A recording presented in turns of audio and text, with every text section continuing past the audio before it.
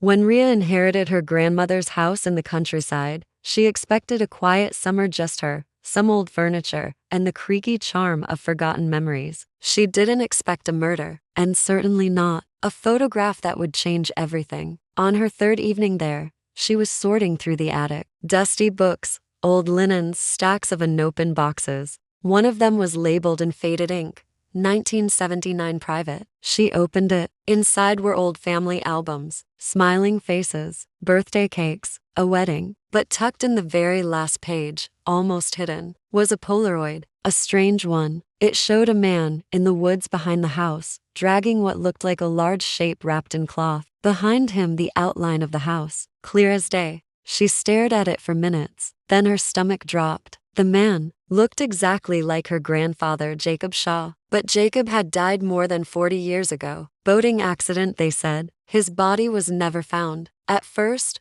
Rhea thought it was just a resemblance, maybe a trick of the light or her memory. But something about the way he walked, the slope of his shoulders, it felt real. Too real. She scanned the photo, enhanced it, tried to match the image to anything she could find. Newspaper clippings, obituaries, but none of them explained why this photo existed. She asked around the small town, visited the local library, talked to people who still remembered the Shaws. Most were polite, some were quiet, but one woman, Miss Avery, nearly 90, leaned in and whispered, Jacob was dangerous. He had a temper. Everyone knew. One day the maid disappeared. People asked questions. Then they stopped asking. Rhea returned home, shaken. She sat on the back porch with the photo in her hand, looked up. The woods were still there, the same trees, the same narrow path, and suddenly, she noticed something. Near the base of a dying oak tree, the ground looked uneven, disturbed. She didn't wait.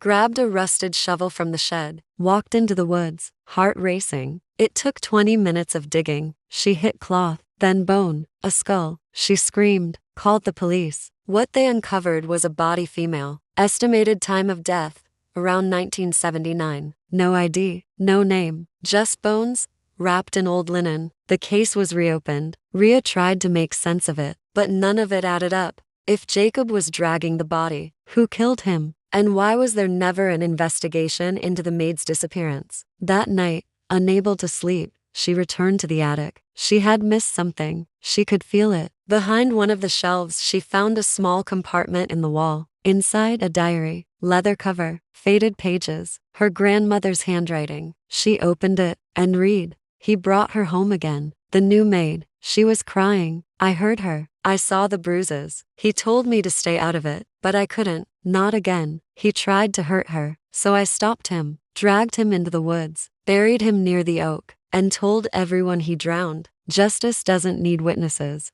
Rhea froze. It wasn't Jacob in the photo. It was her grandmother, wearing his coat, dragging his body. The photo was a warning, or maybe a confession. 2 bodies, 2 lives lost, 1 buried secret, and 1 woman who'd had enough. Sometimes justice doesn't knock, it digs.